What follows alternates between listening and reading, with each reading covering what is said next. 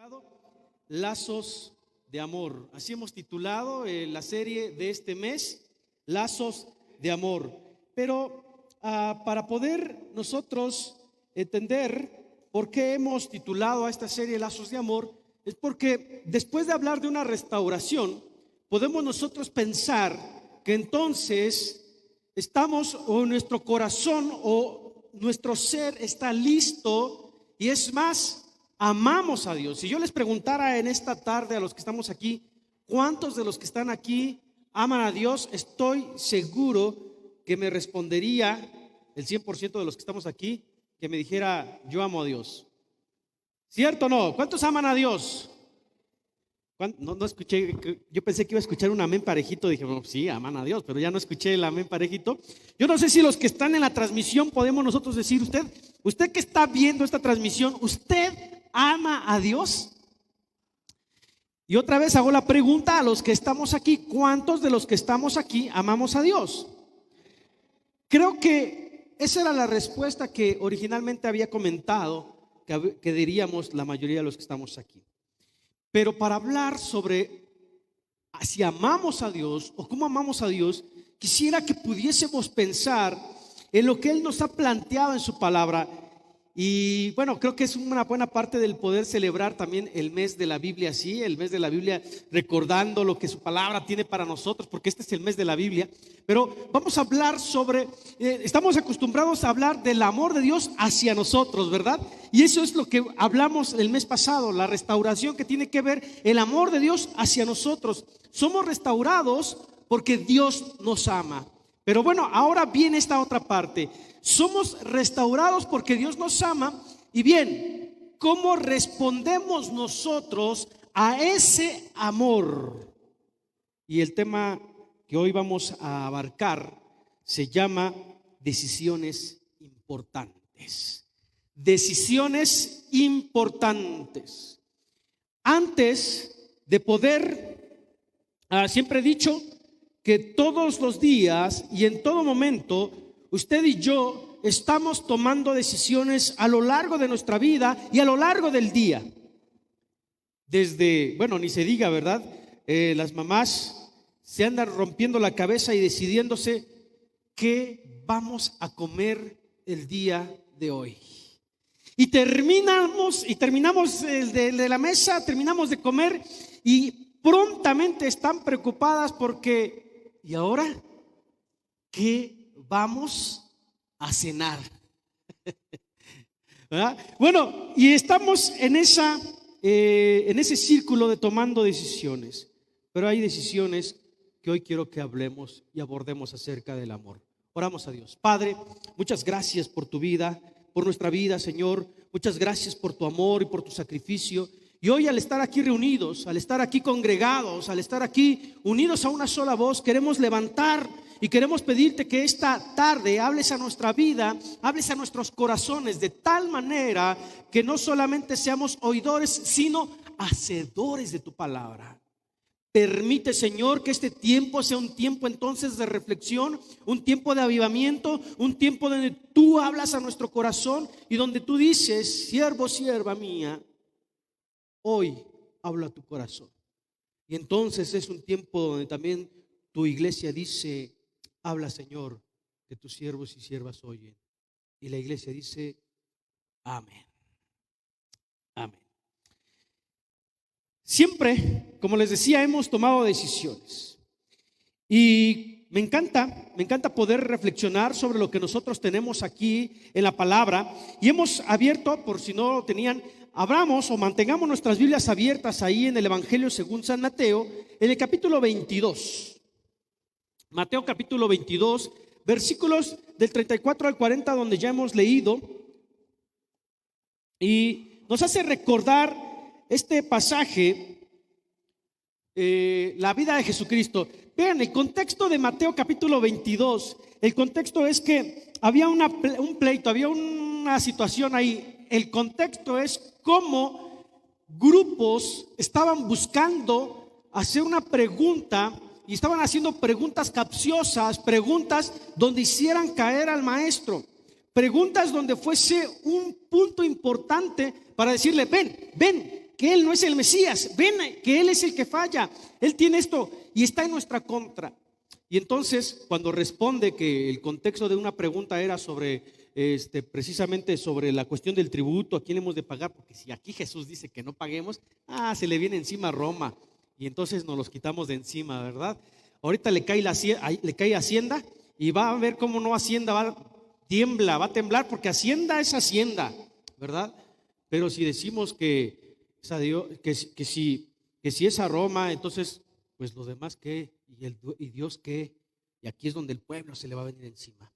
Entonces responde Jesús, y como ven que responde, viene una pregunta más, y la pregunta es versículo estamos en 22, perdón, estaba en veintitantos, 22, 34, y luego la pregunta a partir del versículo 36 es: Maestro, ¿cuál es el gran mandamiento en la ley? La pregunta entonces que lanzan a Jesús es: dinos, ¿cuál es el gran mandamiento en la ley? El punto más importante. ¿Dónde hemos entonces de descansar? ¿Dónde está el parteaguas de nuestra ley? Ellos pensaban que no había un mandamiento más importante.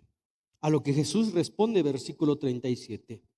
Jesús dijo: amarás al Señor tu Dios con todo tu corazón y con toda tu alma y con toda tu mente. Verso 38. Este es el primero y grande mandamiento. Y el segundo es semejante: amarás a tu prójimo como a ti mismo. De estos dos mandamientos, dice Jesús, depende toda la ley. ¿Ah? De estos dos mandamientos depende toda la ley.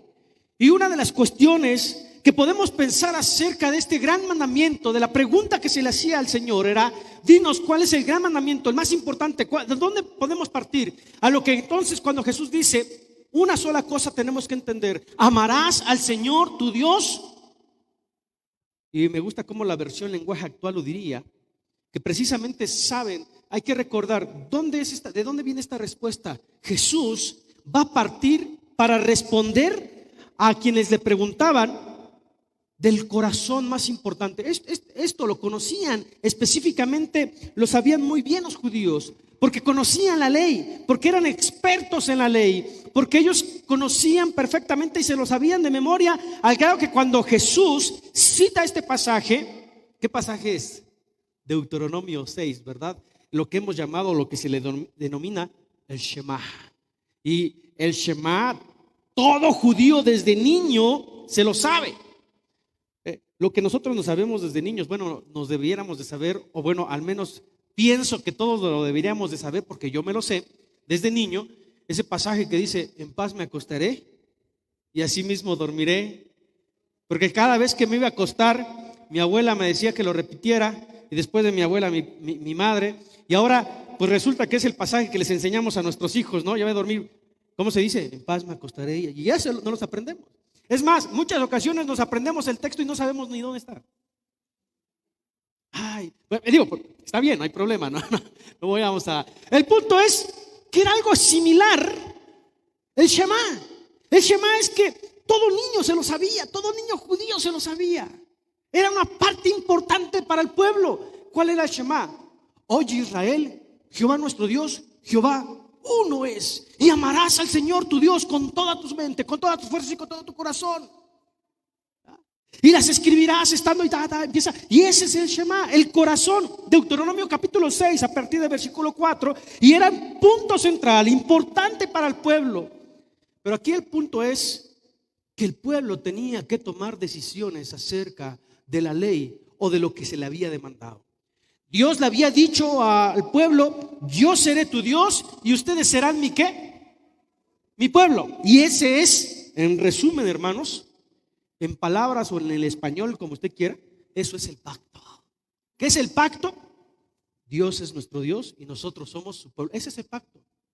Si quieren vamos a definir: pacto es igual a esto y relación. Sí. ¿Pero qué es? Jehová, Yahvé, Sabaoth, Rey de Reyes, Señor, es nuestro Dios y nosotros su pueblo. Cuando nosotros pensamos en este aspecto, debemos entonces mirar a que como el pueblo de Israel tomaba decisiones, así también nosotros hemos de considerar que nuestras decisiones deben estar giradas alrededor de lo que es el corazón de la ley. Aunque usted puede venir hoy y decirme, sí, pero pastor, ya no vivimos bajo la ley, es bajo la gracia. Excelente, si alguien me dice eso, lo tomaría y le dijera, ese es correcto. Y es por la gracia que hemos recibido de ese amor, y es por la gracia entonces como nosotros hemos de responder al amor de Dios. Porque el hecho de decir, amarás al Señor tu Dios, no es una orden como muchas veces se nos ha dicho. En la predicación de los años pasados, en las predicaciones, es más que yo mismo decía, podíamos decir, y Dios nos demanda, nos ordena que lo amemos. ¿No? Es como una orden. Déjeme decirle, ese pasaje de amarás al Señor tu Dios es una respuesta. No sé si me estoy explicando. Escuche, no es una orden, es una respuesta, es una acción de algo de lo que está surgiendo como lógica. ¿Me aman? ¿Qué pasa? Yo amo, ¿verdad? O sea, es la lógica que se maneja. Y unos van a decir, es que en la Biblia no hay lógica. ¿Cómo no? Vamos a Génesis 12. La lógica de Génesis 12, ¿cuál es? Te bendeciré, ¿para qué? ¿Para qué? No, Génesis 12, para que sepan de qué estamos hablando. Abraham, sal de tu tierra y tu parentela a la tierra que yo te mostraré y te engrandeceré y serás de bendición. Y te bendeciré y serás bendecido. Te bendeciré, ¿para qué?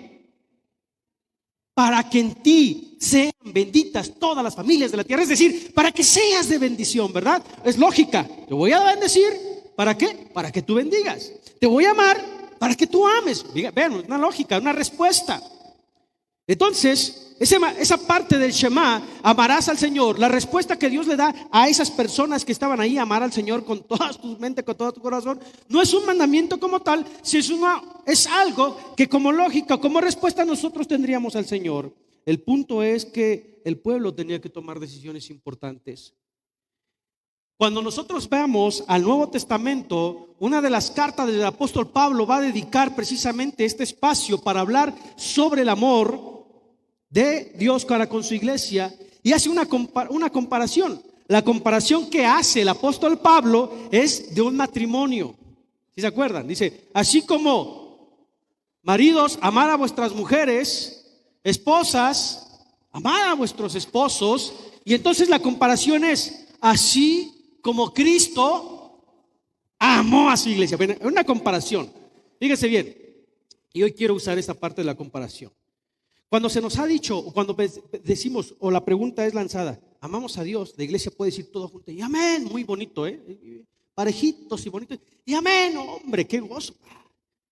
La cuestión aquí es que quiero hablar de dos cosas que muchas veces estamos equivocadas y pensamos que es amor.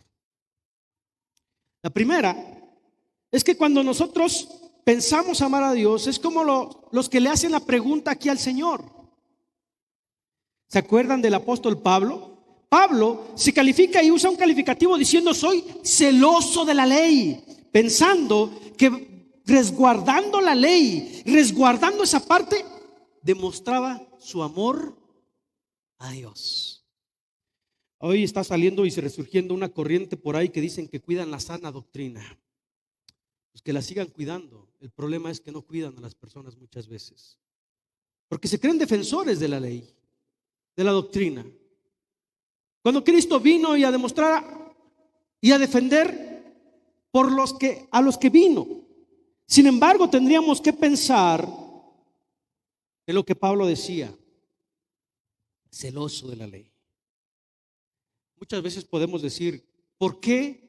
Si lanzo esta pregunta, ¿por qué decimos que amamos a Dios?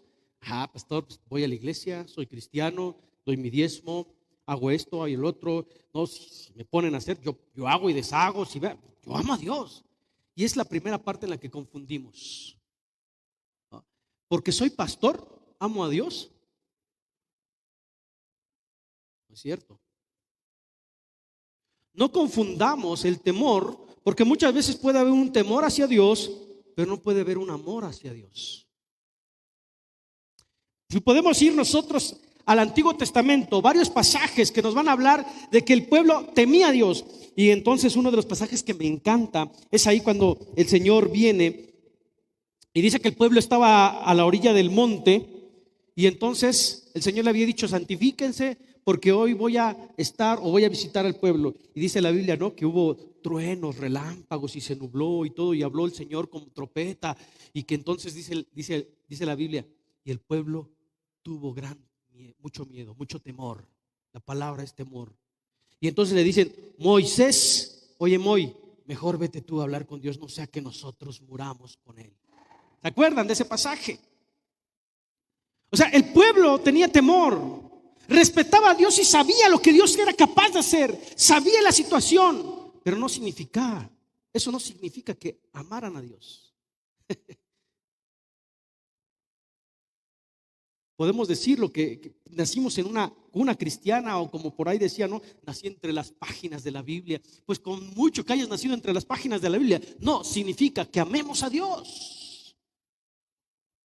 En cuna de oro, mar de cristal y toda la cosa, no significa que amemos a Dios. Es que es pastor, no significa que ame a Dios. Entonces, una de las cosas que tenemos nosotros que pensar es que el temor no es igual a amor a Dios. Otra de las cosas que hemos confundido es precisamente el hecho de: yo cumplo con lo que se me ha pedido, es decir, con la ley. Una cosa es amar la ley y otra cosa es amar a Dios. ¿Y qué es esto de amar a la ley? Pastor, yo ya me hice miembro, yo ya estoy haciendo esto, estoy cumpliendo con esto, estoy cumpliendo con lo del aseo, estoy cumpliendo con esto, estoy con mis cooperativas, con todo lo que usted quiera, ¿no? No, estoy cumpliendo, amo a Dios entonces.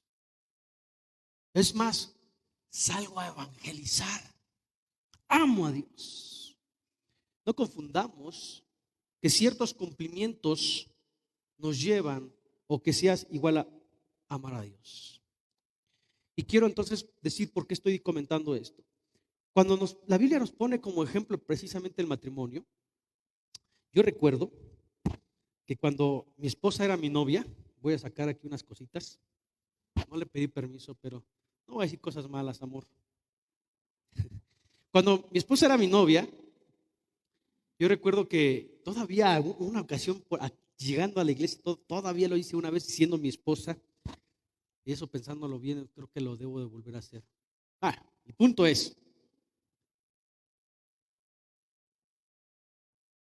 que organicé a varias personas por ahí, y me acuerdo que saqué unas copias y le di a 3 personas: ten unas hojas, y le decía: apréndanselo porque tal día le vamos a ir a dejar serenata a mi novia. ¿Sí? Y me acuerdo específicamente de una de esas canciones que era 3 regalos. Y una de esas canciones, me acuerdo mucho porque, o sea, en mi corazón estaba esa parte, ¿no? Voy a cantar esta canción, y cuando esté cantando lo de los 3 regalos, le voy a llevar 3 regalos. Unas flores, un oso, y ustedes saben, unos chocolates, y aquí, ahí está. Pero el mejor regalo soy yo, ¿no? Ustedes saben esa parte. Digo, creo que sí saben, ¿verdad? Los niños todavía están preguntando: ¿de qué está hablando el pastor? Pero cuando vemos ese aspecto, nos hace recordar precisamente lo que diría un profeta por ahí, que muchas veces dice un profeta, o un profeta llegó a cantar por ahí, un profeta mundano, cruzaré los montes, los ríos, los valles por irte a encontrar. Salvaría tormentas, ciclones, dragones sin exagerar. Por poder mirarme a tus ojos bonitos, vivir la gloria de estar a tu lado, porque a mí ya siento que te necesito, que me he enamorado. Ay, ya saben de qué estamos hablando.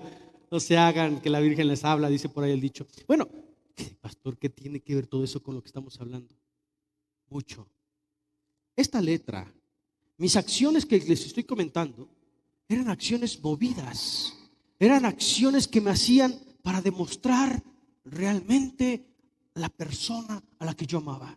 preparar con anticipación, con tiempo y hacer esto y ahorrar sobre todo, ¿no? Porque si le voy a llevar flores, chocolates y todo, no hombre, no era cualquiera flores, sabía cuáles flores le gustaban y no era cualquier tipo de flor. Y entonces tratar de llevarle las flores que le gustaban porque pues queríamos ahí impactar, queríamos decirle bien.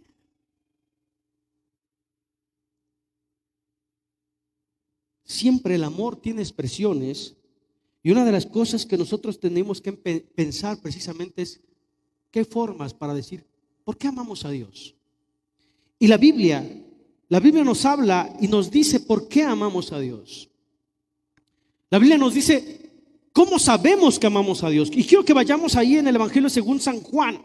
Vamos al Evangelio según San Juan, capítulo 14, versículos a partir del 15.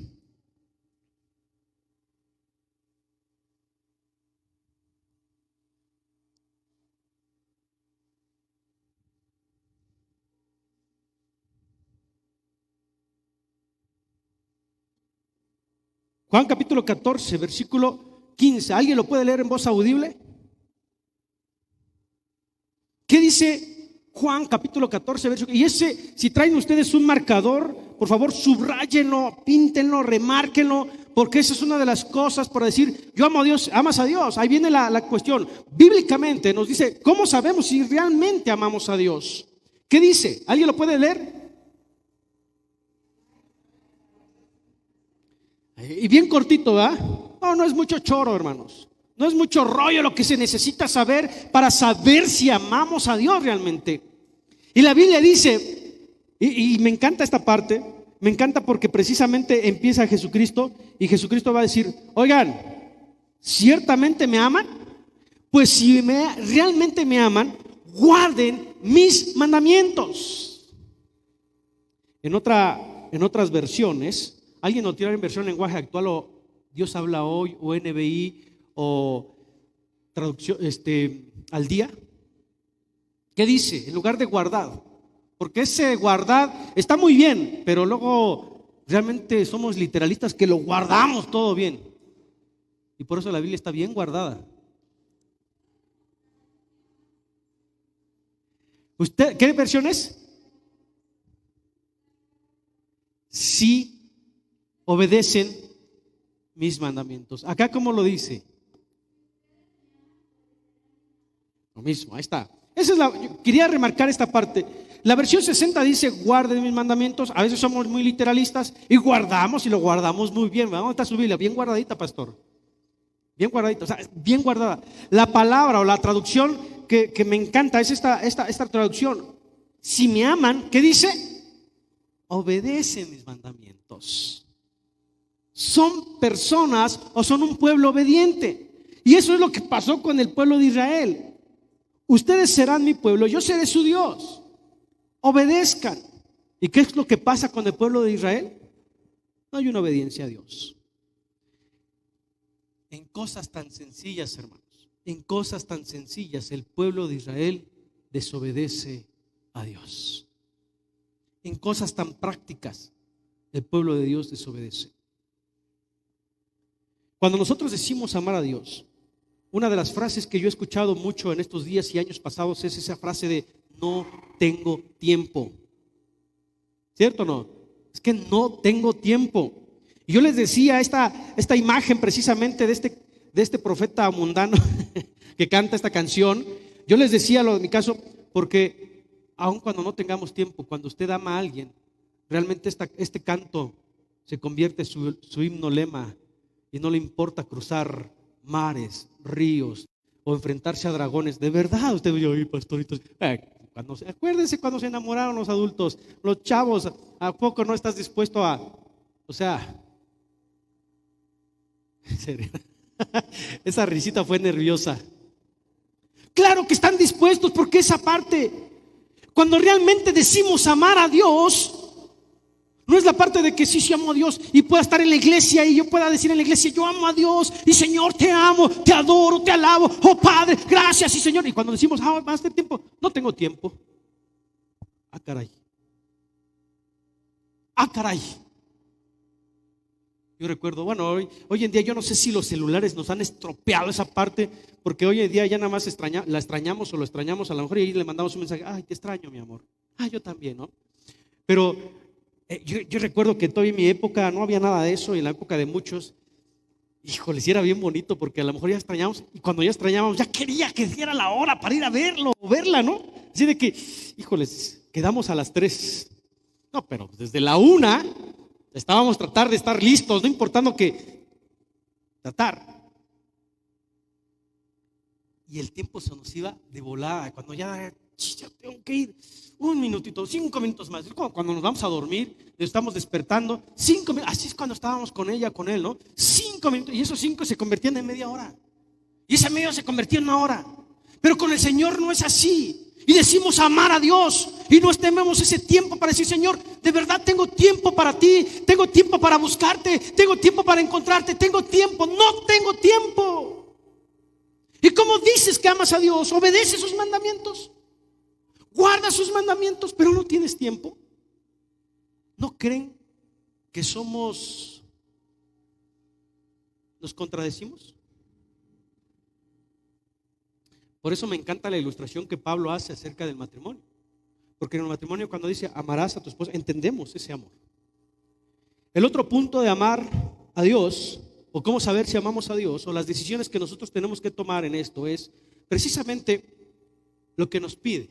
Híjoles, cuando amamos o cuando vamos a casarnos decimos estoy dispuesto a casarme. Hoy en día, de verdad, hoy en día decimos no necesito un papelito para decirle que amo o la amo. Hoy en día muchas veces ese papelito, ¿saben qué significa? ¿Qué significa ese papelito? Compromiso. Porque muchas veces ese papelito dice se casan o se unen en bienes. No, ¿y si no funciona? Ahora por eso ya está esa famosa cláusula de, bueno, está bien, no va a ser en bienes mancomunados, va a ser en bienes separados. Para que si no funciona no hay problema, cada quien que se vaya para su casa con lo suyo y punto, ¿cierto o no? No hay problema. Y entonces dicen los jóvenes ahora, no todos los jóvenes, qué bueno que los jóvenes de esta iglesia no dicen eso. Pero dicen, pero pastor, ¿para qué vamos a gastar? Mejor no gastemos, ahorrémonos ese dinero que vamos a pagarle al licenciado o a la licenciada, ¿no? Una de las cosas que ese papelito demuestra es compromiso.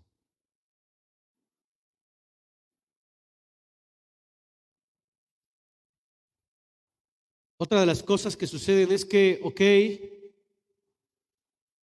pues yo no me voy a casar, tenemos o pensamos que vamos a tener a alguien, pero yo no me quiero casar y no quiero tener hijos. Porque saben que tener hijos significa responsabilidad. No, un hijo no. Mejor un perro, un gatito, un conejo. No, hay quienes, voy a tener un conejo para mi hija, por ahí está ahí. No estoy diciendo que es malo, no me vayan a pensar, ay, pues tú ya estás. No es malo tener mascotas, no es malo. El punto es cuando queremos sustituir a esas mascotas para tener compañía, ¿verdad?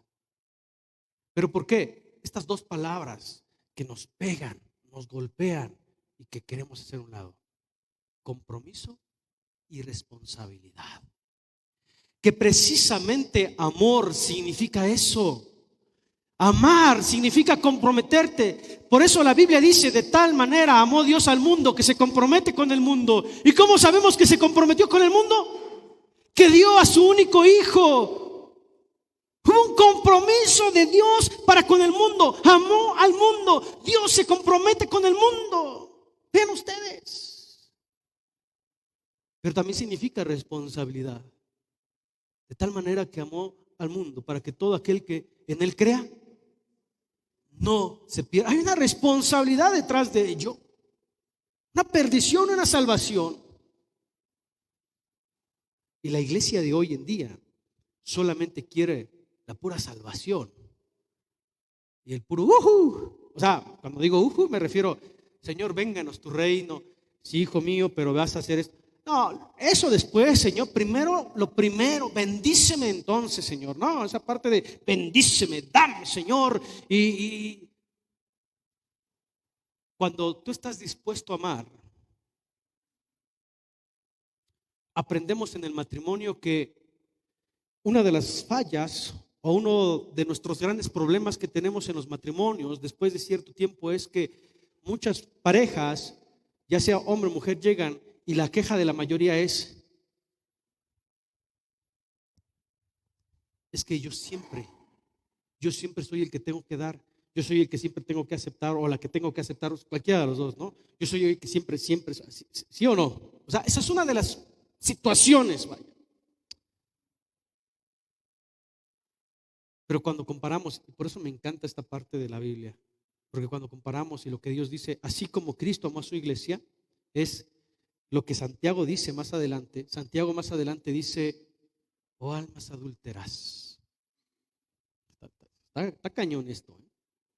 Santiago, hablando sobre la relación de iglesia con Cristo, nos dice, oh almas adúlteras. ¿Y por qué nos llama así? ¿O por qué llama así? Porque no, muchas veces decimos, ay, sí, pero eso es para los mundanos, eso es para los que no están en la iglesia. ¿Para quién fue la carta de Santiago? ¿Para los que no estaban en la iglesia? Y Santiago, cuando escribe Santiago, no va dirigido para los paganos.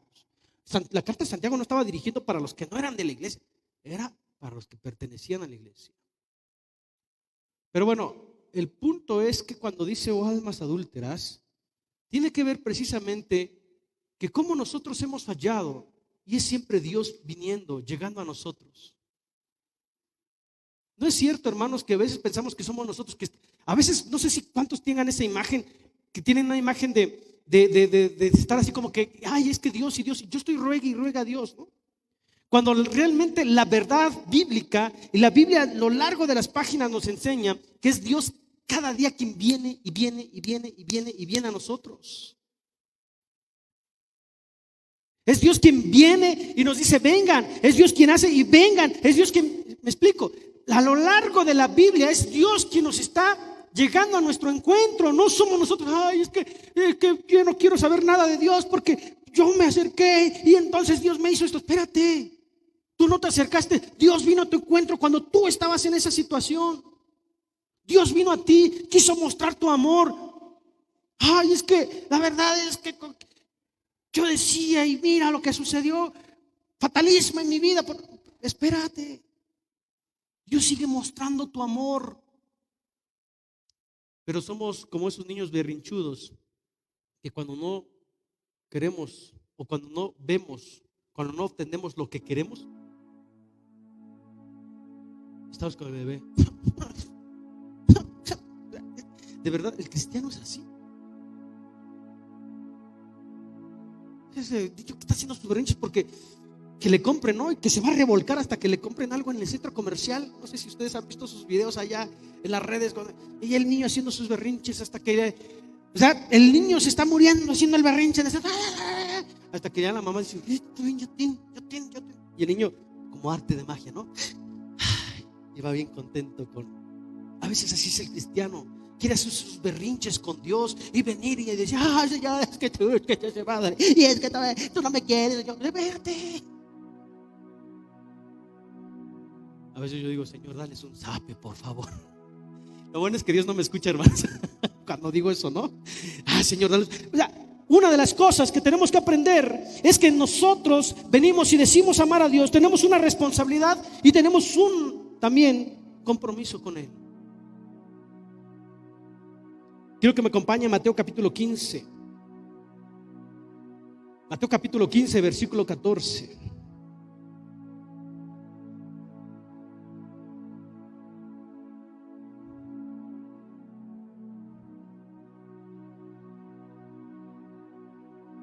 Perdón, 15, 8 y 9. Sí, amamos a Dios, adoramos a Dios, servimos a Dios, voy a una iglesia, hago esto. Espérate. El Señor sabía. Y viene entonces el versículo 8 y 9, porque dice, sí, cierto, que dices que eres de mi pueblo porque has cumplido con la ley. Pero el versículo 8 y 9 viene y termina tronando a los fariseos, a los saduceos, a todos ellos. Y les dice, citando al profeta Isaías: este pueblo me honra ¿con qué? De labios, pero su corazón está ¿qué? Lejos de mí. Y luego dice el versículo 9: en vano me adoran, sus enseñanzas no son más que reglas humanas. Llega el profeta o llega Jesús y le dice: no creas que por ir a la iglesia, no creas que porque haces esto, no creas, o sea, no creas que porque cantas bonito y levantas la mano. No estoy diciendo eso por el grupo de alabanza, y tampoco estoy diciendo que es malo levantar la mano. No. Cuando tú sientas levantar la mano, levanta la mano al Señor. Si tú sientes cerrarlos, cierra los ojos. Pero recuerda que no es el todo. El Señor dice: este pueblo me honra de labios, me alaba, ahora sí como dicen por ahí, ¿no? De lengua me echo un taco, me lava de labios para afuera, pero no me ama. Es aquí donde entonces nosotros tenemos que preguntarnos, es aquí donde nosotros tenemos que reflexionar, amados hermanos, iglesia. Amamos a Dios. Y ahora no diga amén, piense, porque la pregunta sería: ¿por qué dice que ama a Dios? Si usted dice que sí ama a Dios, yo le preguntaría a usted: ¿por qué? Dígame, no me lo diga ahorita, piénselo. ¿Por qué dice que ama a Dios? ¿Por qué? Ama a Dios, ¿por qué dice que ama a Dios? Y dentro de esta pregunta nosotros tendríamos que pensar también en tomar esas decisiones que deben de ser correctas. ¿Qué decisiones está tomando en su vida? ¿Esas decisiones están demostrando que ama a Dios? Fíjense ustedes, esa es la razón de hablar de decisiones, porque precisamente hubo un hombre que tomó una decisión ante las adversidades y en sus tiempos. Y la decisión fue, después de hablarle al pueblo, después de dirigirse al pueblo, toma a su familia y con su familia se dirige al pueblo y dice: y si no les parece a ustedes bien servir al Señor, así les dice, y si a ustedes no les parece bien servir al Señor, escojan hoy a quién van a servir. Si a los dioses que sirvieron vuestros padres, que estaban del otro lado del río, o a los dioses de los amorreos en cuya tierra habitáis. Pero ahí es una declaración que lleva responsabilidad y que lleva compromiso. Pero yo y mi casa serviremos al Señor. Aleluya. Fíjese bien, esas palabras de Josué que son pronunciadas así es porque realmente amaba al Señor. Y no era una situación fácil. Vivía en una adversidad, en una cuestión donde los pueblos adoraban y eran señalados por no adorar. Es como hoy en día, es una moda. Y si no estás a favor de las expresiones, de esas expresiones típicas, ¿no? Es por, pobrecito, está viviendo en la época de la caverna, o no sabe qué esto. Y ir en contra de ello es ir en contracorriente. Amas a Dios. Toma la decisión hoy de amar a Dios. Voy a pedir a los hosts que nos ayuden, por favor, a repartir unas hojas, porque yo voy a terminar con esto. Hoy usted debe tomar esa decisión: amar a Dios o no. Usted puede decirme: sí, yo ya amaba a Dios, pastor, yo ya lo amaba. Perfecto, qué bueno. Piense en decirme por qué dice que amaba a Dios. No me lo va a decir, pero escuche bien. Si decimos que amar es responsabilidad y compromiso, tome la decisión hoy. Hoy va a tomar decisiones, porque ya basta de que escuchemos los sermones y que no, nada más pase los sermones y ya, ¿no? Se le está repartiendo una hojita ahí. Se le está repartiendo una hojita. Y ahí vamos a hacer un compromiso hoy. Si usted quiere, claro, tampoco es así de que si no quiere, no le vamos a torcer la mano a nadie. Y es personal, a todos los que saben escribir. Si ya hay niños pero que ya saben escribir, también denles una, por favor. Si no tienen lapicero, ahí les van a prestar uno. Es prestado, por favor, lo devuelven. Lo usamos para otras cosas. ¿Y qué es lo que vamos a hacer? Así como Josué se levantó y toma la decisión, una decisión firme de amar al Señor,